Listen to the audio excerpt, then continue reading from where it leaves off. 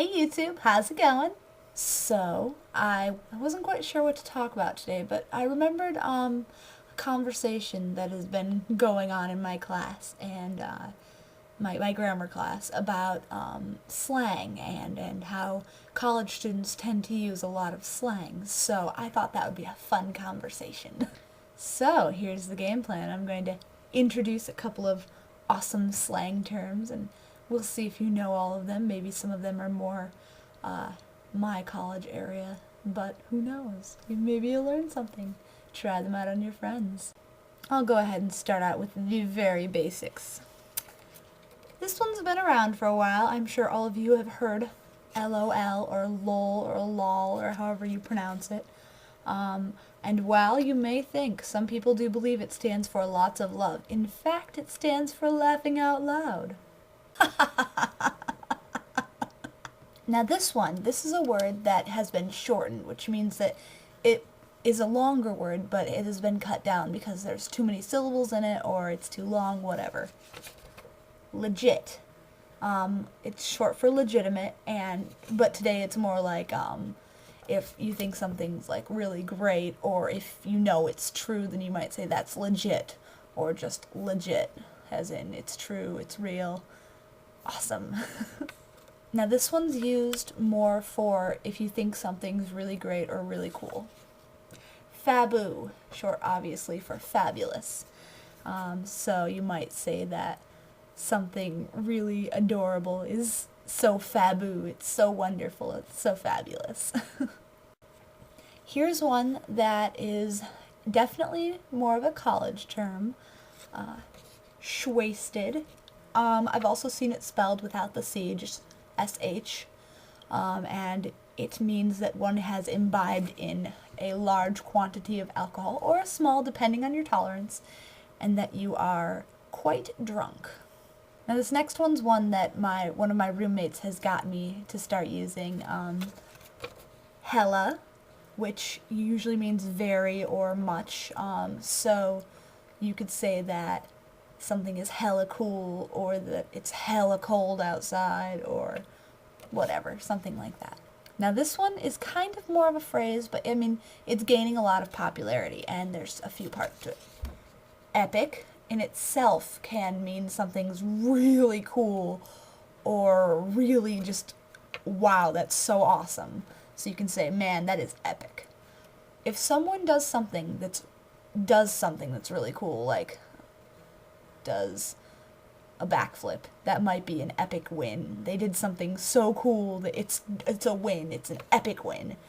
However, if they're trying to do a backflip and they fall and break their skull open, then it's kind of an epic fail because they tried and they did not win. They did not succeed. They failed, and they failed hardcore. So it's an epic fail.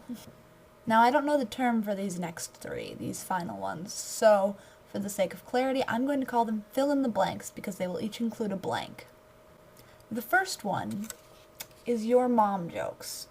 Now, usually what happens is one person will say a sentence such as, man, it sure is hot in here, and someone else will say, your mom's hot.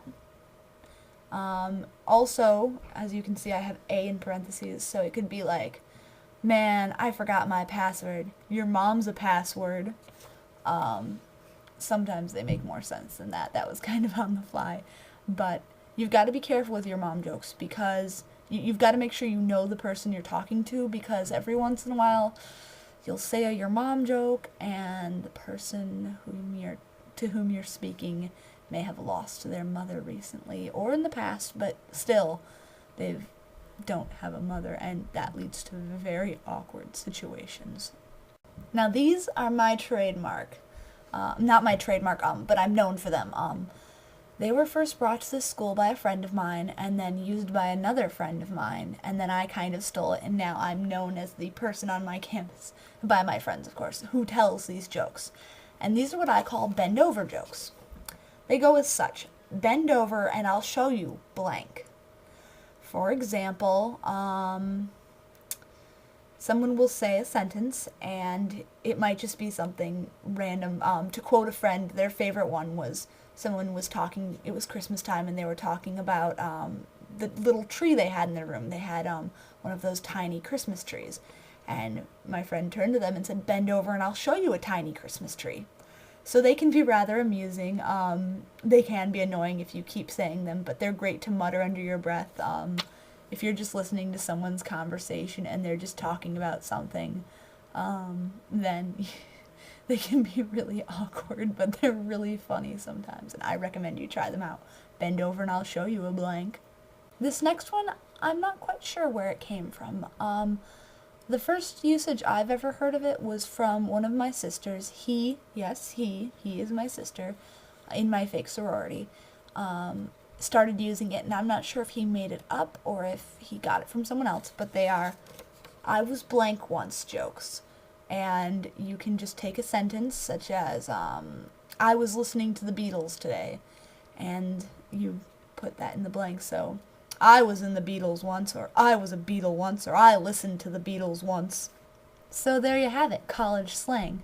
I'd say it's rather exciting. I know there's tons more, but those are the ones that first popped my head, and it's sort of late and I'm kind of tired and need to shower. But that's okay, because I gave you a lesson in slang, and that's very exciting. My name is Keps, and I approve this message.